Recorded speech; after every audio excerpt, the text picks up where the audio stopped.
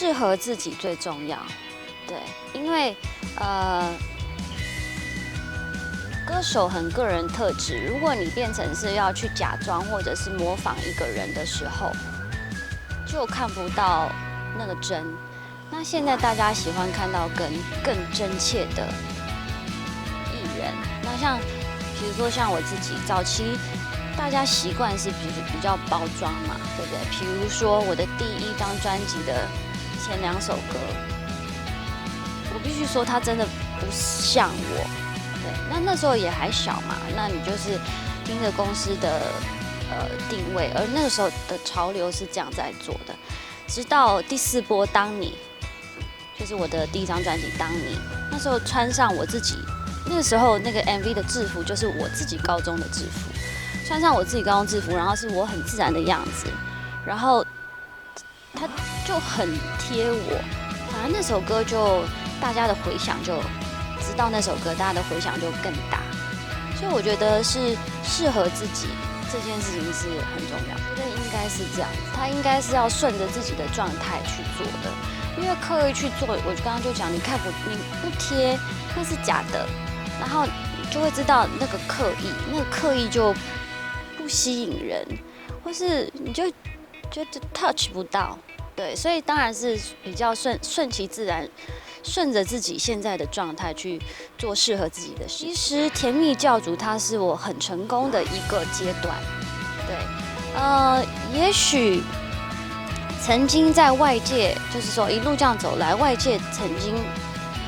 周遭给的很多声音的时候，曾经去想说，是不是他们说是不是要转型啊，转什么转，可是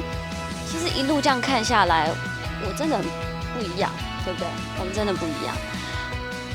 就是反而你刻意就回到我刚才讲的，就是你刻意去做一个不是你的东西，不贴合你，不是你的东西，反而那不会成功，那你也不会开心跟快乐，不会不自然，那出来的东西也不会好。所以后来其实我们想过了很多，然后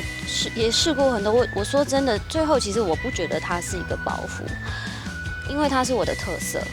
而这个特色是最重要的，每一个人都一定要有一个自我的特色，这个定位才会很自然的出现。那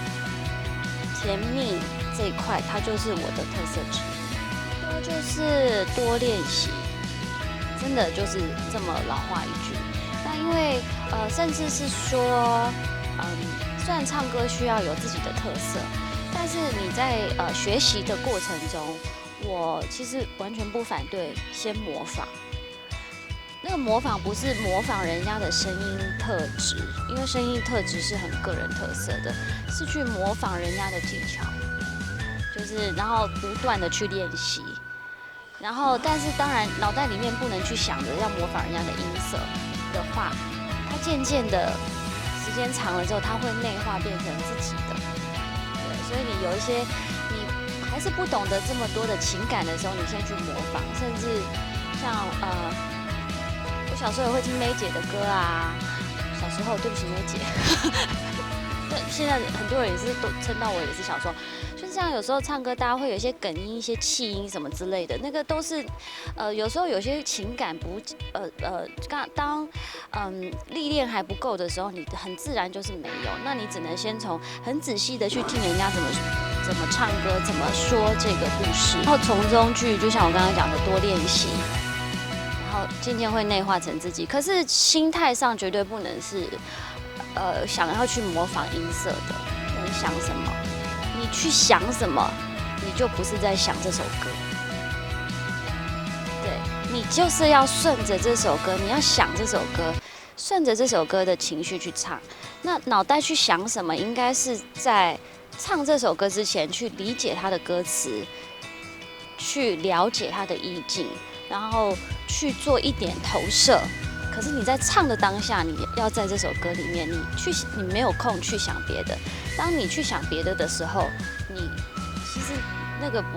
不会唱，反而你脑袋就不是想这首歌，不会唱得好。所以想什么应该是在唱之前，你就要先想好这首歌的画面跟故事。我觉得这个很第一的一个直觉跟感觉，应该我还是会从整体性的声音表情跟整体性的表演，因为有一些是听声音表情，有一些是整体性的看整体的表演，然后看在这个过程中哪一个部分它会打动我。